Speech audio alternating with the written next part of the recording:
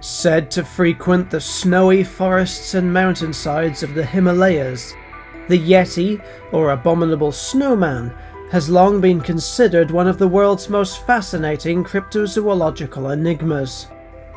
But is it really possible that a large bipedal animal such as this could have gone unrecognized by science for so long? Or could there be an alternative, more conventional explanation? In this episode, we take a closer look at the legend of the Yeti and try to answer the question, could it really be out there?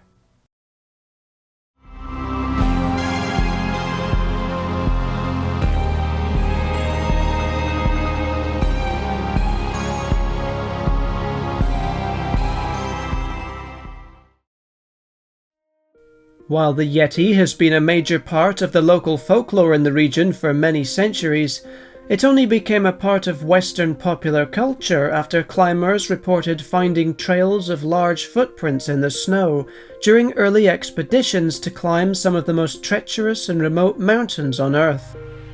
Much like its North American counterpart Bigfoot, the Yeti is typically described as a large bipedal ape-like creature standing much taller than a human or other great ape, and covered in thick hair.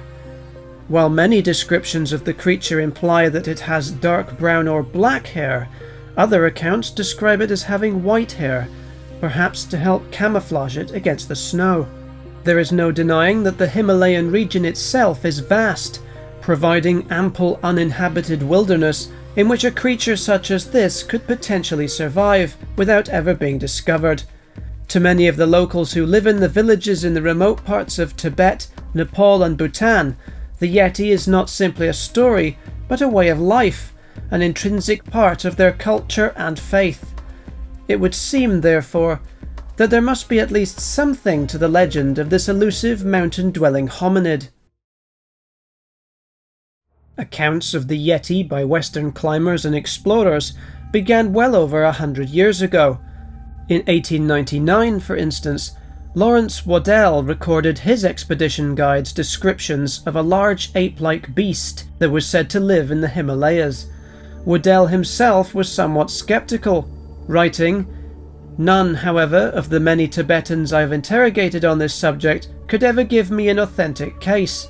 On the most superficial investigation, it always resolved into something that somebody heard tell of." Then, in 1925, photographer N.A. Tombazi claimed to have witnessed such a creature firsthand over a long distance near the Zimu Glacier.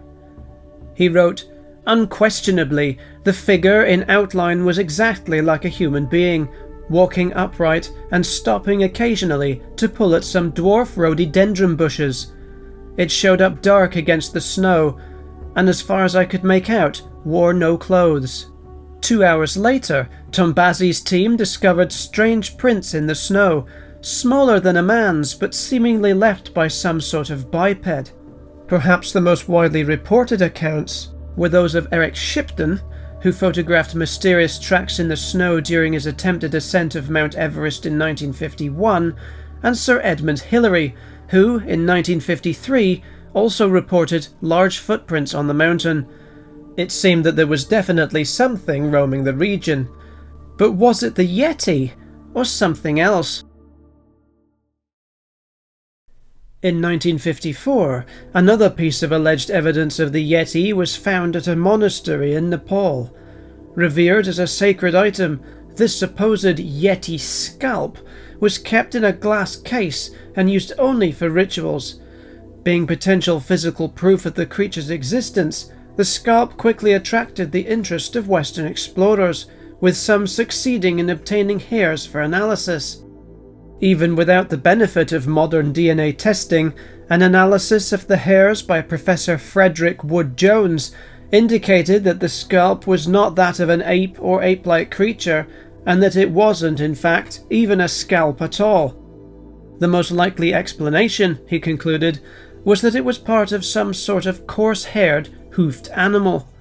So could the Yeti legend itself also be a case of mistaken identity? In recent years, there has been a growing body of evidence suggesting that at least some stories of the Yeti can be attributed to the Himalayan brown bear, or the very rare Tibetan blue bear, an animal that is itself seldom seen and which has been known to walk upright on two legs on occasion. DNA tests conducted on alleged Yeti hair samples seem to corroborate this theory, and it is certainly possible that early explorers out in the wilderness could catch a glimpse of such a creature from a distance and associate it with stories of the Yeti. There are also many who suggest that the trails of alleged Yeti footprints found by Western explorers could be regular animal tracks that have been shaped and distorted by the snow and wind.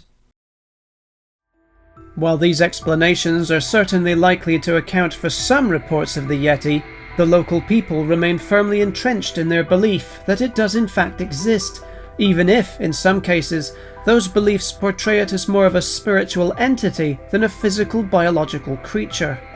Ultimately, we may never know for sure if there really is or ever was a type of large unknown hominid roaming the forests and mountain slopes of the Himalayas. Like with the Loch Ness Monster and many other cryptozoological creatures worldwide, it is very difficult to prove that something definitely does not exist.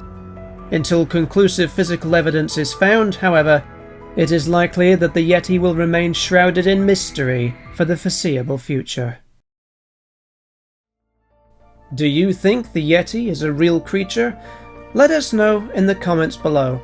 Also, if you enjoyed this video, don't forget to like, subscribe, and tap the notification bell icon to be notified when we upload new videos. Thanks for watching, and we'll see you next time.